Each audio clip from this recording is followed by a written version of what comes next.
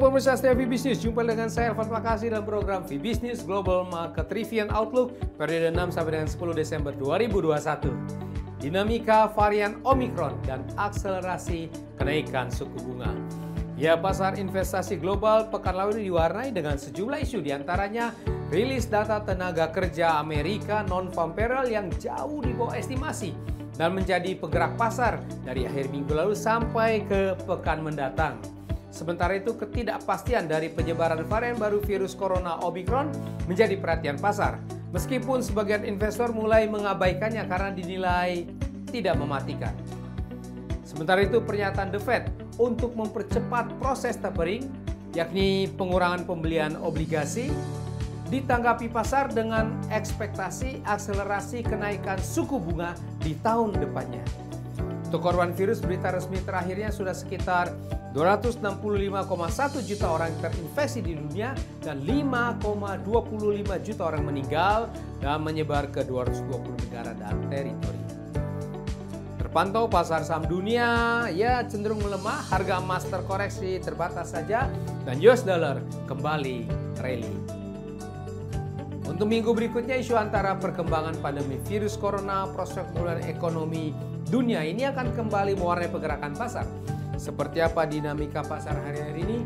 Berikut detail dari Vibisnews Global Market Review and Outlook periode 6 sampai dengan 10 Desember 2021. Diawali dengan pasar foreign exchange, mata uang US dollar pekan lalu sideways dan berakhir menguat tipis. Namun bertahan di sekitar level 17 bulan tertingginya.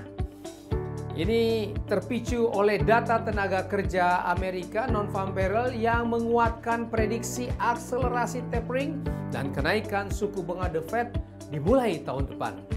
Di akhir pekan, terpantau US dollar index bertengger di level 96,15 menguat, sementara euro dollar fluktuatif dan berakhir flat saja 1,1306.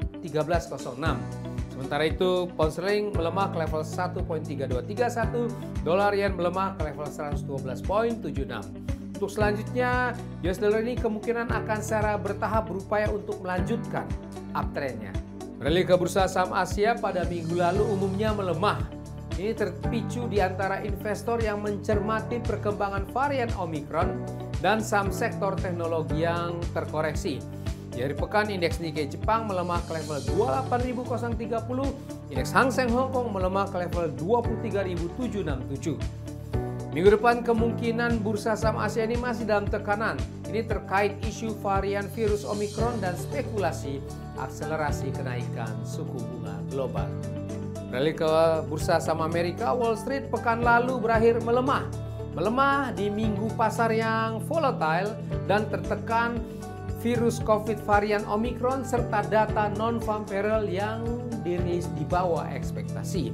Indeks Dow Jones Industrial Average melemah ke level 34.580. Indeks S&P 500 juga melemah ke level 4.534.8. Sementara itu, di pasar emas dunia, spot gold terkoreksi lagi ke level 1.783.80 US dollar per troy ounce-nya. Melemah terbatas di minggu keempatnya, ini secara umum diakibatkan oleh prospek kenaikan suku bunga The Fed nantinya. Namun di hari pasar terakhir, bangkit sebagai safe haven di tengah ketidakpastian dari munculnya varian Omicron dan merosotnya juga yields US Treasury. Spot gold minggu depan kemungkinan berupaya rebound sebagai safe haven aset. Ya, demikian pemirsa setia Vibisnews, kita sudah membahas bersama Vibisnews Global Market Review and Outlook periode 6 sampai dengan 10 Desember 2021. Saya di sini Alvan Makasi. Mohon diri sejenak, semuanya kiranya stay safe, stay healthy. Salam Vibis.